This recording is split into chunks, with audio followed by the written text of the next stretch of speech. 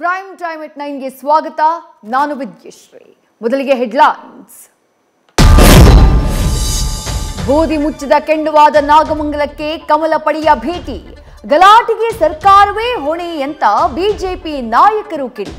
ರಾಜಕೀಯ ಪ್ರಚೋದನೆ ಮೇಲ್ನೋಟಕ್ಕೆ ಕಾಣ್ತಿಲ್ಲ ಎಂದ ಗೃಹ ಸಚಿವ.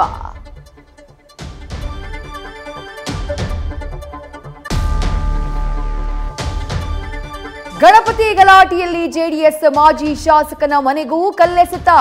ಸರ್ಕಾರದ ಪ್ರಚೋದನೆಯೇ ಇದಕ್ಕೆ ಕಾರಣ ಎಂದ ಸುರೇಶ್ ಗೌಡ. ರಾಜಕೀಯ ಬಿಟ್ಟು ಶಾಂತಿ ಪಾಲನೆಗೆ ಮುಂದಾಗಿ ದಳಪತಿಗೆ ಚಲುವರಾಯಸ್ವಾಮಿ ಟಾಂಗ್. ನಾಗಮಂಗಲ ದಾಂಧಲೆ ಸಣ್ಣ ವಿಚಾರ ಎಂದ ಗೃಹ ಸಚಿವ. ಪರಮೇಶ್ವರ್ ಎಡವಟ್ಟು ಹೇಳಿಕೆಗೆ ವಿಪಕ್ಷಗಳ ಆಕ್ರೋಶ. ಪರಮೇಶ್ವರ್ ಗೃಹ ಸಚಿವರಾಗಿರುವುದೇ ದುರಾದೃಷ್ಟ ಅಂತ ಎಚ್ಡಿಕೆ ಕಿಡಿ. ಹೈಕೋರ್ಟ್ನಲ್ಲಿ ಮುಡಾ ಅಕ್ರಮದ ವಾದ ಪ್ರತಿವಾದ ಮುಕ್ತಾಯ. ಪ್ರಾಸಿಕ್ಯೂಷನ್ ಕುರಿತ ತೀರ್ಪು ಕಾಯ್ದಿರಿಸಿದ ಕೋರ್ಟ್. ತೀರ್ಪು ಬರೋವರೆಗೂ ಸಿಎಂಗೆ ರಿಲೀಫ್ ಮುಂದುವರಿಕೆ.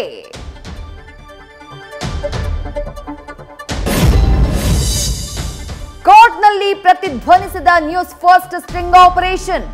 ಶಶಿಕಲಾ ಜೊಲ್ಲೆ ಕೇಸ್ ಪ್ರಾಸಿಕ್ಯೂಷನ್ಗೆ ಕೊಡದ ಬಗ್ಗೆ ಪ್ರಸ್ತಾಪ. ರಾಜ್ಯಪಾಲರ ತಾರತಮ್ಯದ ಬಗ್ಗೆ ಮನು ಸಿಂಘ್ವಿ ವಾದ.